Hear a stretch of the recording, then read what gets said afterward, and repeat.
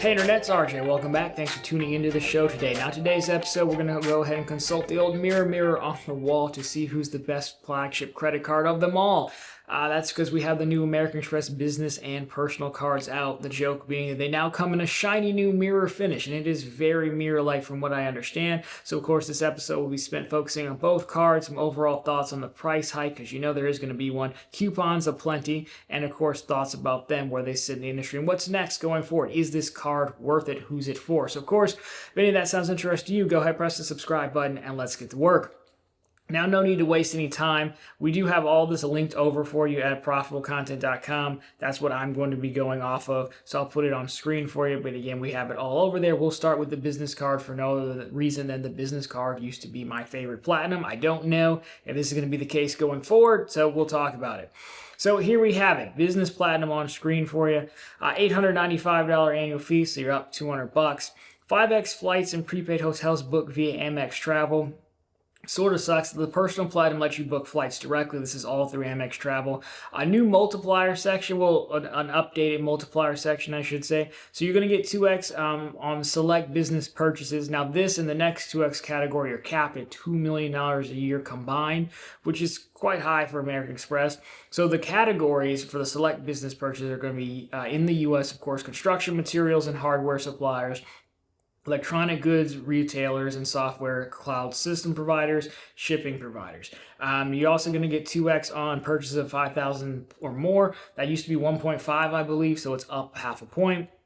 One back on everything else, as you could imagine. Your benefits here. So you're getting Marriott Gold, Hilton Gold, those remain. Leaders, Hotels of the World Sterling status. That's a new one. We'll click into some of these and see what they're about in a second. Let's just get through the whole deal here. Now, Global Lounge Collection. You've got your Centurion Lounges still, International American Express Lounge access. 10 Delta Sky Club visits a year. As far as I know, that still counts. One visit would be, arrival, departure, and arrival at your next airport. That's like one visit. So that's sort of good. Priority Pass Select memberships, Airspace Lounge access as well. And then Avis Hertz National Rental Car status. Your credits, hang on, here we go. So $600 FHR credit, Fine Hotels and Resorts, $300 semi-annually. Probably the star of the show, I would believe, on this side. $200 airline incidental credit, that remains. You do have to select your airline, but there are plenty of ways to redeem that, making it decent enough. $120 wireless credit at $10 a month, that remains. $209 clear credit, billed annually. You get $360 Indeed credit, $90 quarterly, that remains. And then, of course, you have the $200 Adobe credit, which, again, was changed last time. It could be easier to use for some. It really just depends, on what you're getting. But you do spend $600 to trigger that. Big change here, the $200 Hilton credit that's paid out $50 a quarter that was added late last year is changing in January, the end of January of 2026. Gift card purchases will not work. I assume at some point that will come over to the other Hilton cards as well. So that's a bit tough there, especially because you're only earning the points, when you book through the portal. So kind of annoying, but that's probably more on Hilton than at an American Express, I would imagine. Your Dell credit's still $1,150. You get $150 statement credit, then they get the other $1,000. You're going to have to spend $5,000 a year at Dell. Probably pretty hard to do.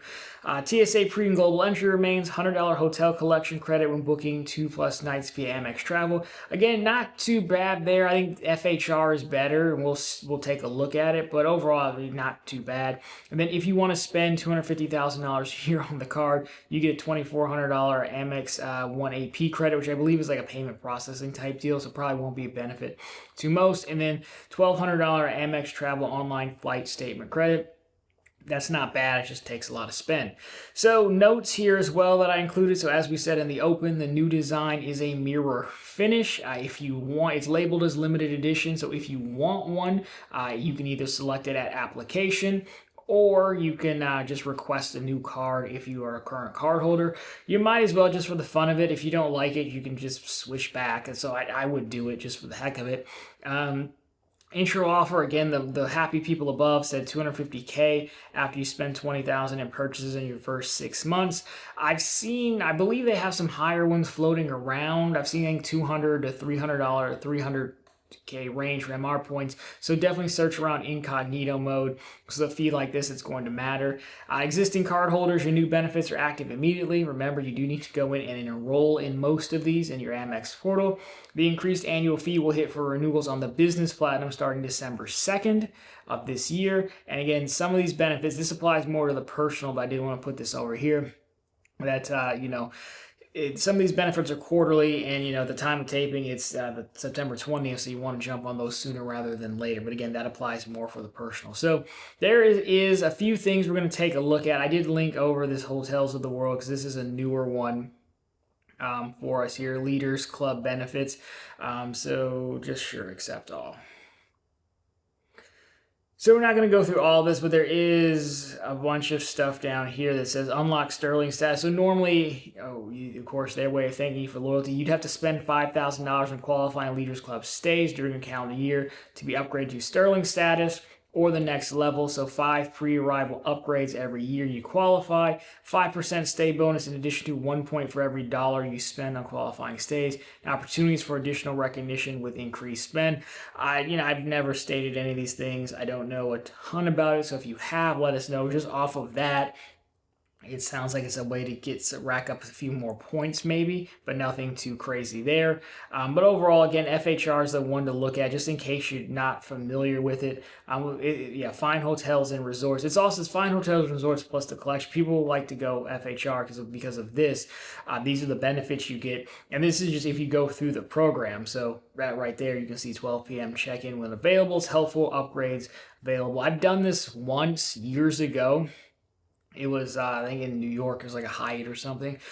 You get the daily breakfast. I don't think they had that when I did, but the hotel has to serve breakfast. But $100 credit towards eligible charges, I think that's what I used for breakfast. So you can see these are pretty good perks overall. They do have I think they did add a bunch of hotels to FHR as well.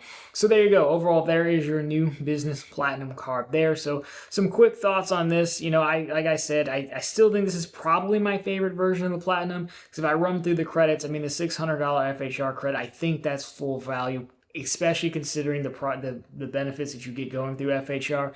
Airline incidental credit's always been annoying, but there are ways to do it, whether it's the additional collection through Delta, which is what I do, it's doable. And of course, the wireless credit, face value. So those right there, you can see you're at 800, 720, whether you use anything else or not. The Hilton's still probably somewhat useful, but a little bit tougher considering you can't do gift cards.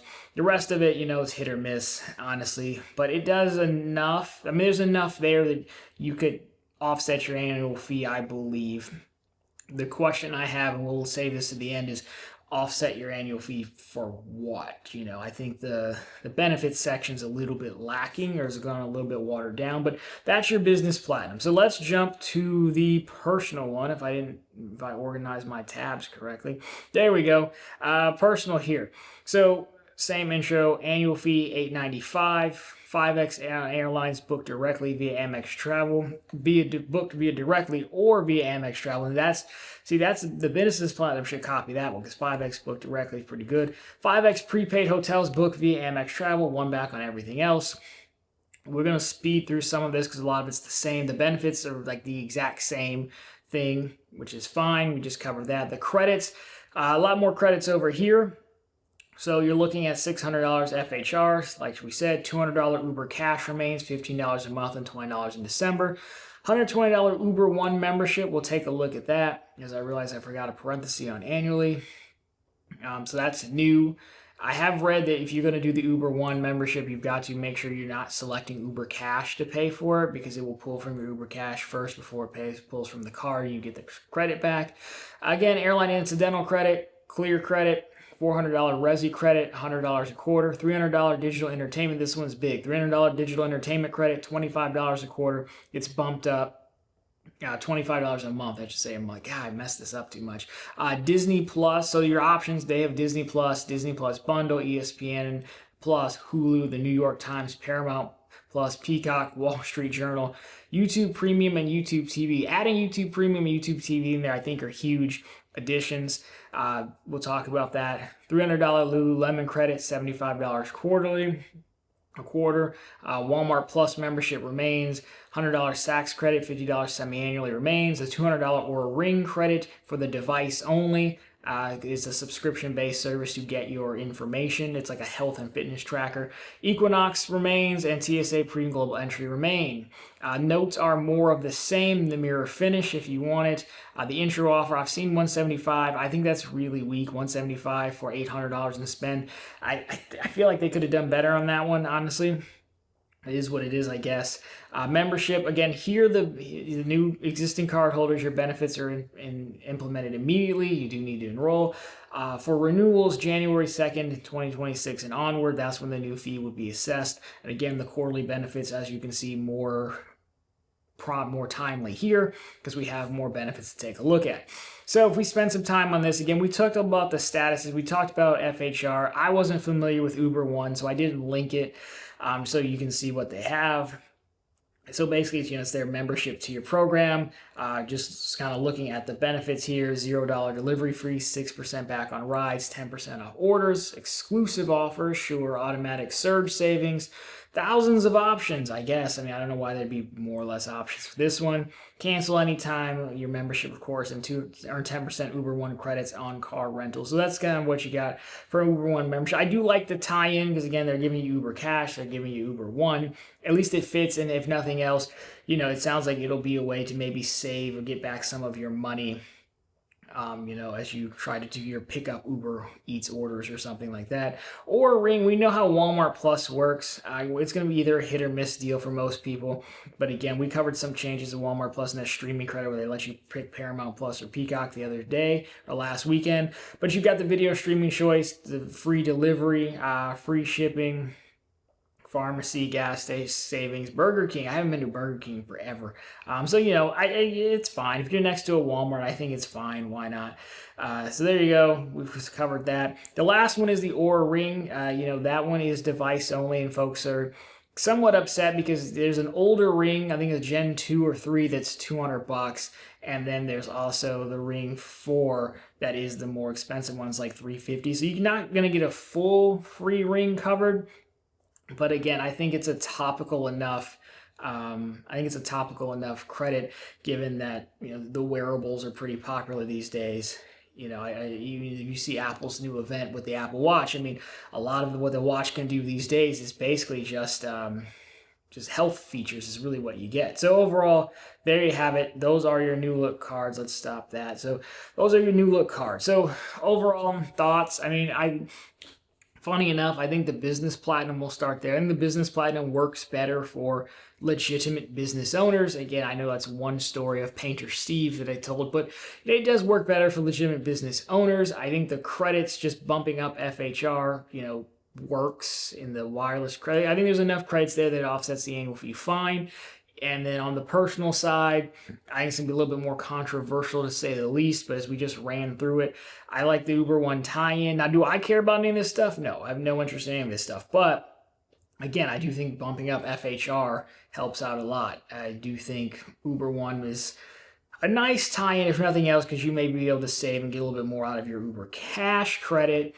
And then the Oura Ring, again, I don't want one. I try to avoid subscription services, but wearables are very topical right now. They're very front of mind. So I think for the person who they're looking for, who say I can get $200 off the device, great. I know people would rather pay for the device because you can keep these presumably for a long time. And you can keep your Apple Watch for quite some time, years before you really need a new one, or they do anything innovative enough to warrant a new one. But yeah, they obviously want you to pay for the subscription. The old Gillette thing will give you the handle and keep you buying blades forever. So I feel a few different ways about this. On one hand, I feel like this is probably American Express's strongest offering of, I'm going to increase the price, but I'm also going to give you more things. I'm really, the FHR credit is interesting, and the Resi one, not that I value it too highly, but those I believe come from their own pockets, whereas historically they make other people pay the cost. And again, we went through the benefits of FHR, and I've used it before, and I think $600, that's not too bad. Again, as long as you cross shop it to make sure it's the same price booking directly, but I think that's fine. So that part is oddly different from American Express. raising the fee $200, but raising a decent enough credits. Even the business platinum has, like we said, decent credits. Personal one, again, I think it's going to be a little bit more controversial. But again, you just got to understand they're going for a specific person. I also think them getting YouTube Premium, YouTube TV as a partner in the digital credit, pretty good. Now, I myself, like I just said, try to avoid subscription services, but I am a friend of the channel, and friends in life, I guess, has added me to his clan on his YouTube TV family plan. I know YouTube's talking about getting rid of that if you don't live in the same household. So while it's nothing I would pay for, because I just don't, again, want to pay for subscriptions, not having commercials, pretty good, I will say. And YouTube TV, not too bad as well. As someone who has no other way to watch any sporting events at all, I'm not the hugest sports fan, but they have enough games on there to keep you entertained in the evening or whatnot. So, you know, I think that's a huge one as well. So overall, credits-wise, yes, I think this checks out if you're the person they're looking for. And again, that's always the hard part around here. Many of us are not the person they're looking for, and so we get upset. You know, you just got to figure out if it's you. Now, the thing that I think is the problem, and I don't want to hate on these cards, because I think, again, I think they did a good job, and I'm trying to very, very straightforward with my praise of, like, yes, I think they increased the fee, but I think the value prop and the increase is there, and they're not ridiculous credits to use. All right, so I've said nice things, okay? True nice things that I believe. Now, the tough part is I just like, why though? Like, I think they adjusted the fee, they adjusted the coupons, but the benefits section here, I think that remains like the weakest part of the card. It lacks like the wow factor, I think. And for like your flagship top tier card at $900, like I need a wow factor. You know, when we saw the Alaska Airlines, the Summit card come out, you know, it's priced much less. It's what, $400? So again, take that in mind. But like the wow factor there was, you know, that, hey, they were doing, if you book with the card and you had, like, you changed your flight or rescheduled, they'd cover the fee. And they also had a little bit of built-in insurance for delays. And you're like, oh, wow, I haven't seen anyone do that before. Like, that's a compelling reason to actually book on the Alaska Summit card. We were talking about, you know, devices and hardware. I think about, for the most part, Apple puts out, you know, pretty mundane stuff, but every so often you get something like this iPad, the latest iPad Pro, and you pick it up and you're like, oh, wow, it's really that light. Really, now, again, I've had it for over a year now, so it's like lost its effect a little bit, but there's no wow factor on this card to me. If anything, I'm still not over them capping the Sky Club visits, you know, because I think this card sells the dream, and putting a cap on it is anti-selling the dream, or that you are that person like George Clooney, can just go into any airport, any lounge, that whole thing. You know, part of the problem is that Marriott Gold, I mean, again, I've linked it in the blog post, and, you know, Marriott Gold's not bad, because again, the main thing you want is priority late checkout. It's the main thing.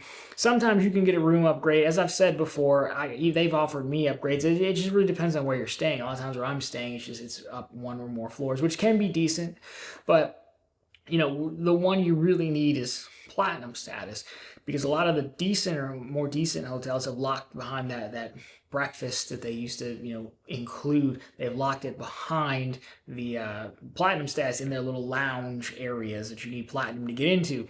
But they're never going to give you platinum, because Marriott sells its own card, the Brilliant, that has platinum. And why would you do that if you could do this? Same with Hilton. I mean, they sell diamond on the Aspire card. But those things, I think, are a little bit weak, and have really kind of, they haven't continued to ratchet up with the card and with the times. Sure, we'll see what Sterling status does. Maybe some of you guys tell me that's amazing. The lounges, again, Centurion lounges, they are putting a lot of effort into revamping them. We still have overcrowding issues. I don't know how you fix the overcrowding issues without making more people who have the card and paying upset. Last time I was around the Centurion lounges, like in Denver, and there's a terminal, then you go up an escalator, and there's a Centurion lounge, and the line was out the door from the Centurion, down the escalator, and out onto the concourse. Like that, why would you even want to go in at that point?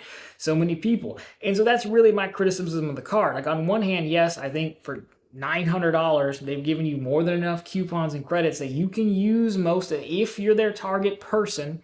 I'm not their target person, but even me, honestly, not being their target person, if I go back over to the business one, you know, I can use the FHR, I can use the airline, I can use the wireless one, If I want it clear, I could. Even if you want to adjust some of the value down, even if I adjust it by $150 or $200, like, you're still there.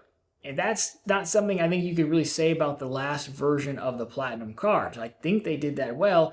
My point is, even if I did all that, what am I doing it for? And I don't think there's that punch, there's that wow factor. And I don't think the Platinum card is capable of doing that anymore. I think they're going to need another product in between Platinum and Centurion that's priced at like $1,500 or something.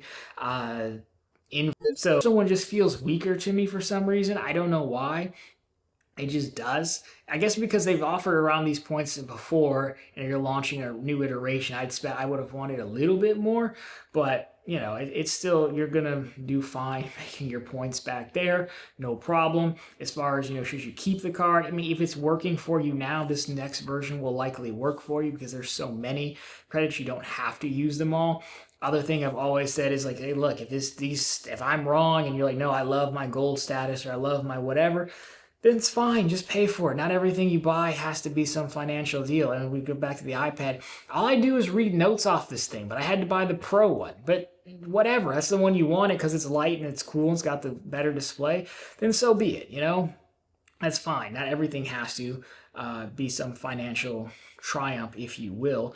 So it's very clear who their target demographic is for. Granted, I think they have opened it up somewhat with some of these credits. So definitely could have been worse. Not bad at all. I questioned the substance of it.